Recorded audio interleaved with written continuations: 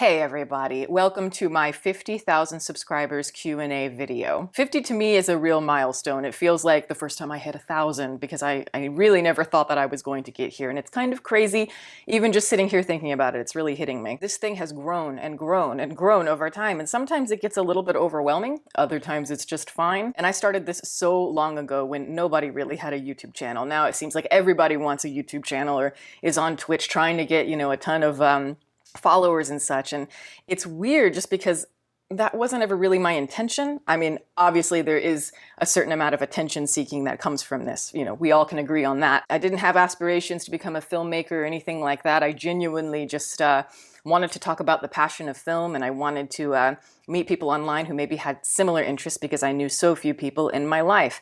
And nowadays it's weird because there's all these people that want to go online and they're asking me, how did you get this many subscribers and all this? And it's like, they don't understand that I've been doing this since 2009. So 50,000 subscribers, it's been years and years in the making. To me, I've always preferred maybe building a loyal following over time, and I've gotten to know a lot of you over time, and it's been really interesting how many people have shared new films with me, new art, and new ways of thinking about things. I've seen all kinds of comment sections, and I feel like I have a really intelligent audience overall. And you guys often have very interesting questions. So as always, I asked you guys to ask me whatever you want, and here are some of your responses. Congrats on 50K. What would you say is your favorite season of The Sopranos?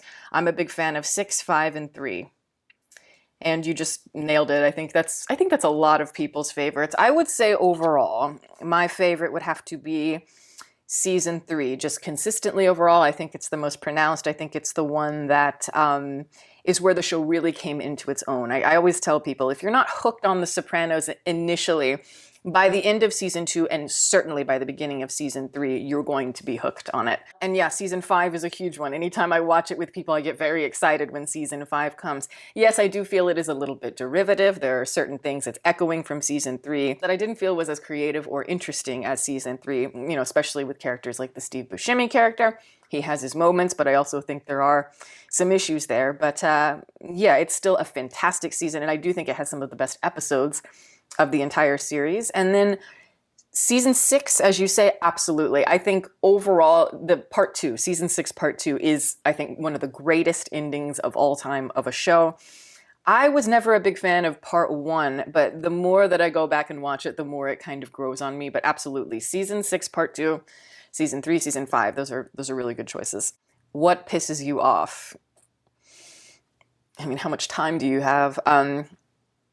That's very difficult. There are many, many, many, many things that piss me off, and I have kind of low tolerance for stupidity, but I'll just say humanity. Do you believe in the male gaze in media? It's a term that is thrown around a lot in feminist circles when discussing film and the wider culture. What are your thoughts on it?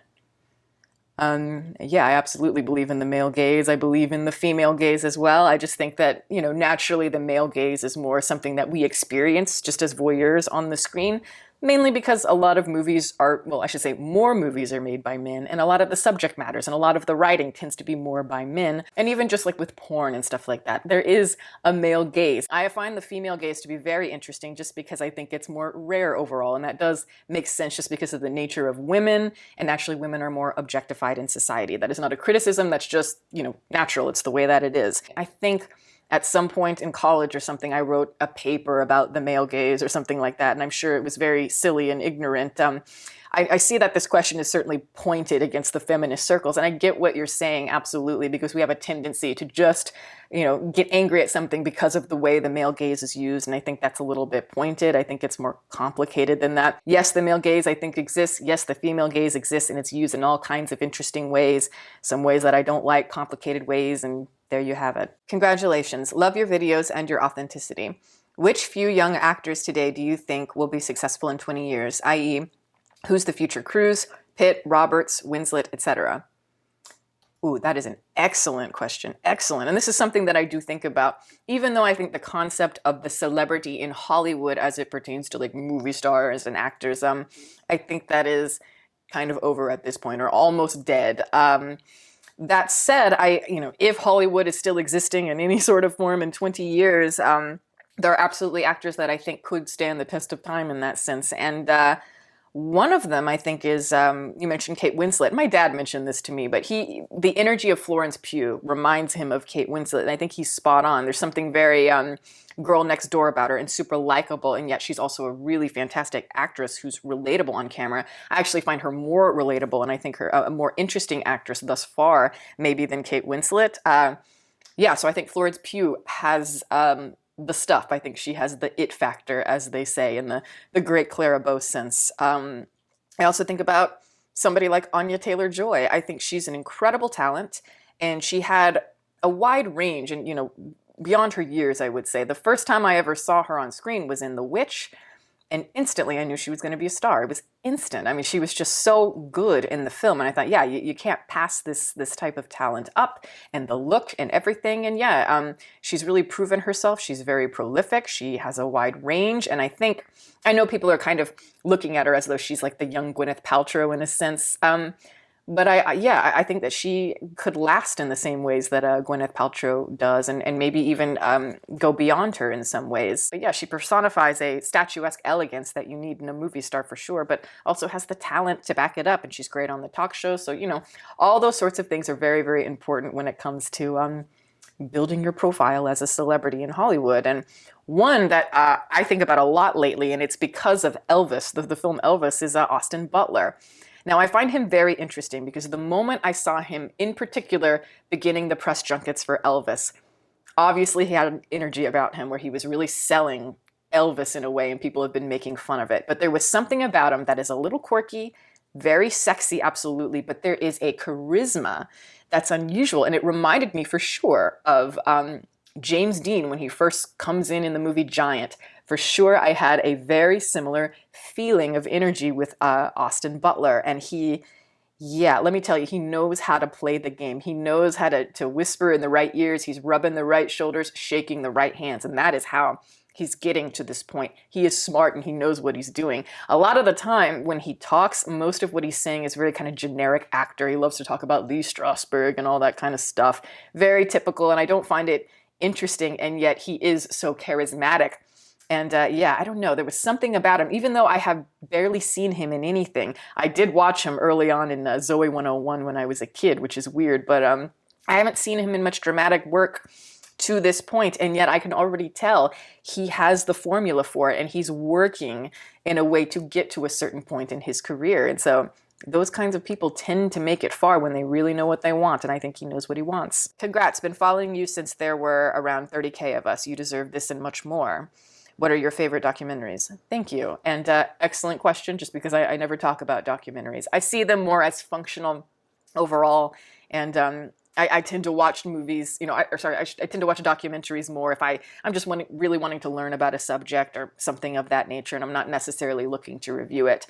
That said, there is a documentary that stands out in my mind as a really artistic, powerful piece of filmmaking, and that would be Fast, Cheap, and Out of Control by Errol Morris. And I think, what's unique about it is, it's about all these different types of people who have very different vocations, all these different passions and things that they're good at.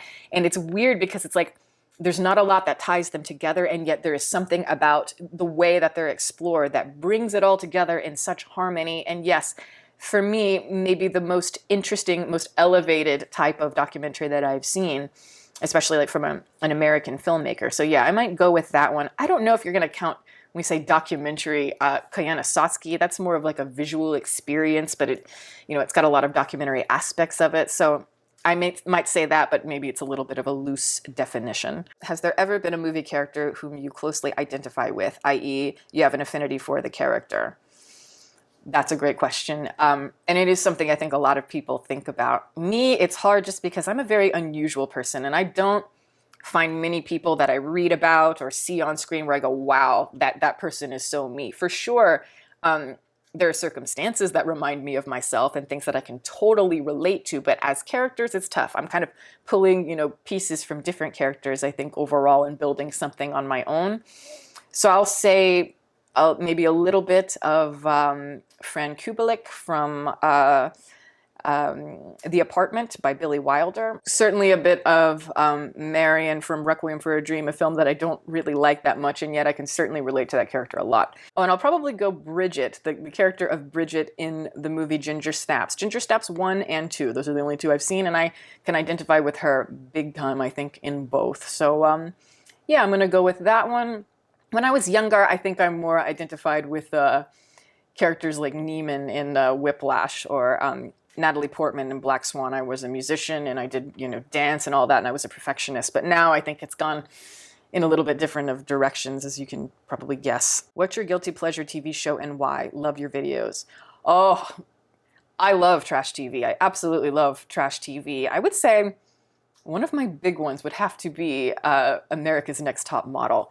You guys, during the pandemic, like when everything was on lockdown, I binge watched that show. And not like I had seen it before. When I was a kid, I loved America's Next Top Model. It was very much like, even as a child, it was like I hate watching sort of thing. Guilty pleasure for sure.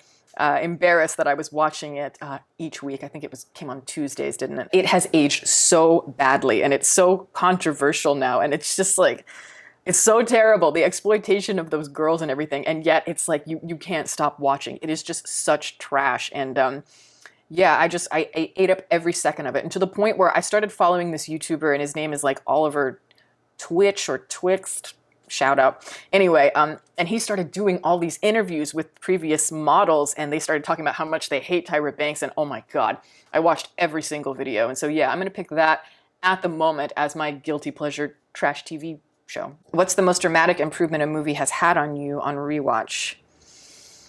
There are a lot of those, and it's kind of hard to think about, just because, yeah, I mean, there are movies I saw when I was a kid that I didn't understand, saw it as an adult, and, the light went on.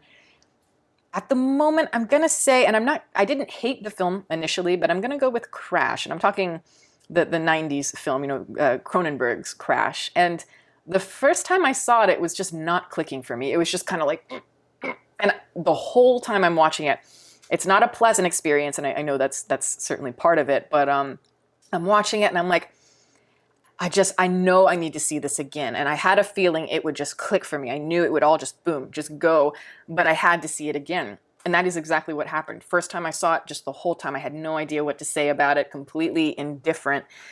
And then I see it again and boom, the lights just go on. I loved it. And I honestly think that's one of my better reviews in a while. I enjoyed doing that one. When are you getting a chair to sit on?